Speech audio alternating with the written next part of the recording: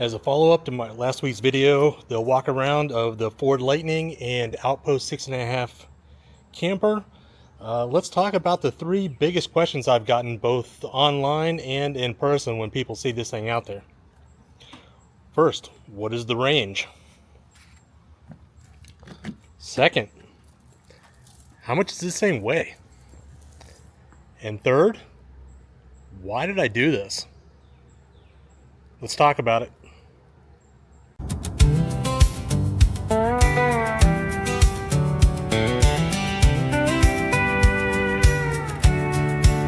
Come along for the ride. We'll see where this road goes. Some days are campfires, some days nobody knows. Trucks, trails, and little surprises.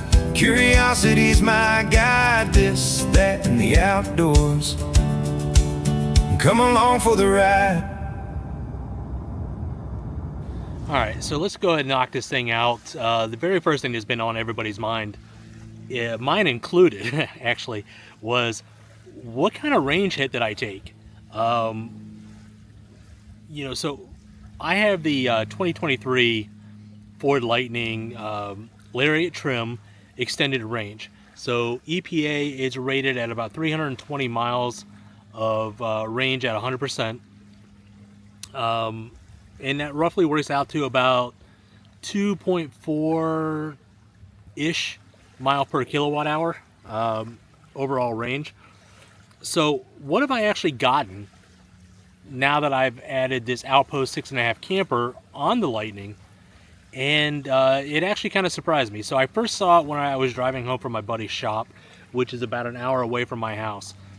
I ended up averaging about 1.4, I believe, miles per kilowatt hour on that trip. That was a mixture of driving on the highway and also some, side roads and things like that. So my speed definitely fluctuated a whole lot. So coming up here today was mostly highway getting up here with speeds of about 70 to 70 miles an hour, or 70 to 75 miles an hour, excuse me. And I actually ended up averaging the same. Now, whenever I say average, I actually watched it drop down to around 1.1 to 1.2. Right, we're about 15 miles in, and like I expected, it actually dropped down to 1.2 mile per kilowatt hour at highway speeds of between 65 and 70 while I was actually on the highway. So the reason for that is this thing has a lot of wind drag, so it's not so much about the weight as much as it's about the actual drag that it is creating. And when you're on the highway running like that, you're losing all regen whatsoever. So it's constantly on the go. And so yeah, I averaged actually on the highway driving, call it 1.2. But then once I got off and I started doing, some of the back roads to get over here to the lake, it actually jumped back up and it landed right at my average again, which was 1.4 mile to the kilowatt hour.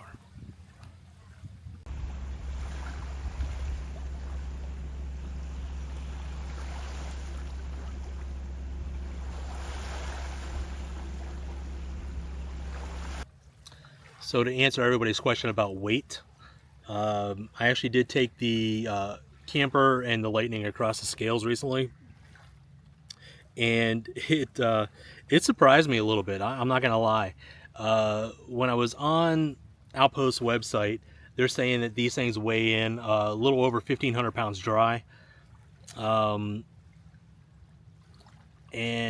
this thing's got a payload capacity of 1,582 pounds. So I kind of knew I was going to be right in there, especially when you factor in I'm a little over 200 pounds and any gear that I might have or water. So I knew I knew it was going to be overweight. I knew it was going to be over the payload.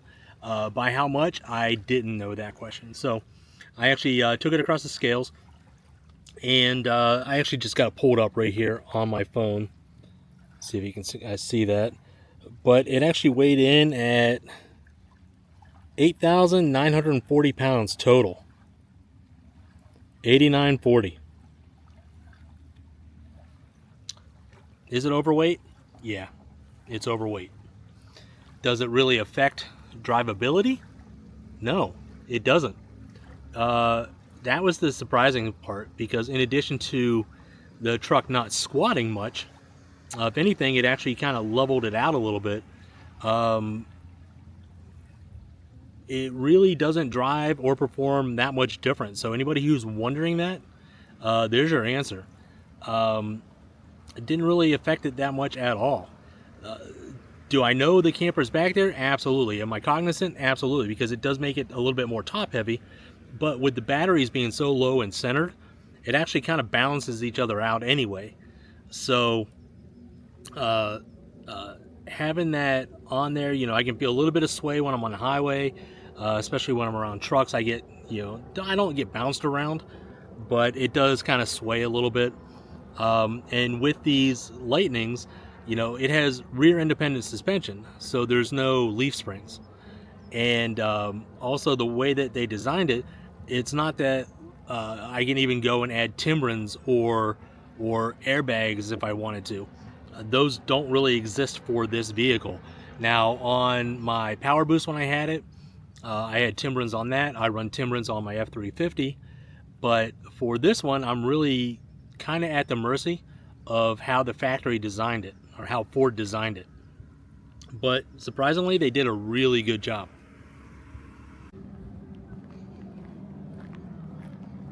Just kind of walking around a little bit, and this is the first time this summer I've been out to Lake Lanier, and I cannot believe how low this water is.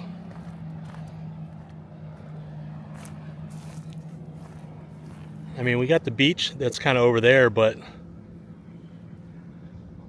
look how low that water is.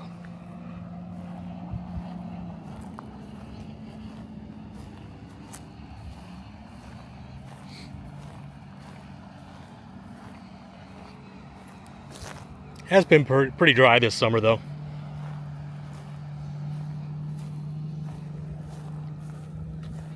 I guess it just added more beach, huh?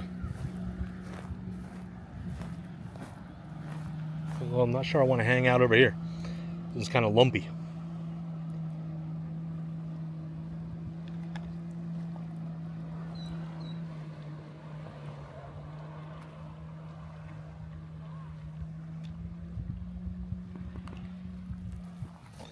All right, so it's getting kind of hot out here, so I'm gonna go relax a little bit, but I wanted to leave with the last question that a lot of people have been asking me, and that question is why?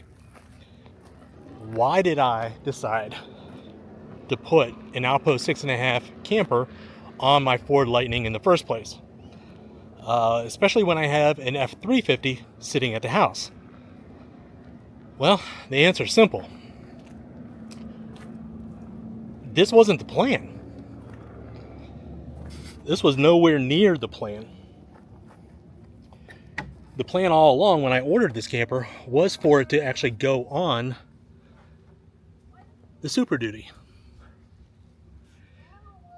The problem I had with the Super Duty was I also have a Super Pacific tent topper on that one that's bolted onto the bed and weighs, I don't know, 600 pounds, 650 pounds, something like that.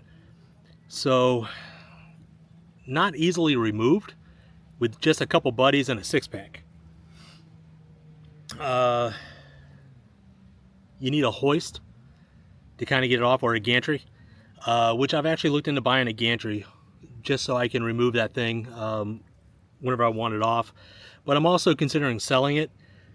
But bottom line is, it was not ready to go. It was still on there. And the camper actually arrived at my buddy's shop sooner than I thought it was going to. So I was kind of stuck, so to speak. My son does drive an F-150, and I very easily could have put it on that, but he's a 16-year-old kid. So he does not want to rock a slide-in truck camper on the back of his truck at all, which I get it. So I had my Lightning, and originally, like I said, my buddy's shop is about an hour away from my house, and I couldn't leave it sitting over there. So it was set to arrive, I believe, on like a Wednesday morning, and even though they were going to help me offload it with a forklift, I couldn't leave it at their property because it was going to be unsecured. And so I was really left with no option but to go ahead and mount it onto my Lightning just to get it home. That was the original idea. So what started out as a necessity quickly piqued my curiosity to see how this thing was going to do, because I knew the weights, I knew the measurements, and I figured, okay, it's only an hour, I'll take it easy, I'll get the camper home, no problem. I'll take it off the Lightning and let it sit for a little bit until I can get the Super Pacific taken off of the other truck. But as I was driving it home, and I started to feel how it was responding, how the truck was behaving, seeing that I didn't take as huge of a range hit as I anticipated I would. Honestly, I thought it would be a lot lower in that regards. But yeah, it didn't. It handled it really, really well, to the point that I thought, you know what? Let's go ahead and leave it on there for a little bit. Let's take it out. Let's test it. Let's get a few nights camping in it, and I'll make the decision there. Now, question I have for everybody out there is, should I leave it on the Lightning, or should I go ahead and take it off and mount it to my F350? So leave a comment below and let me know what you guys think. Till the next one, see you guys soon. This, that, and the outdoors. Come along for the ride.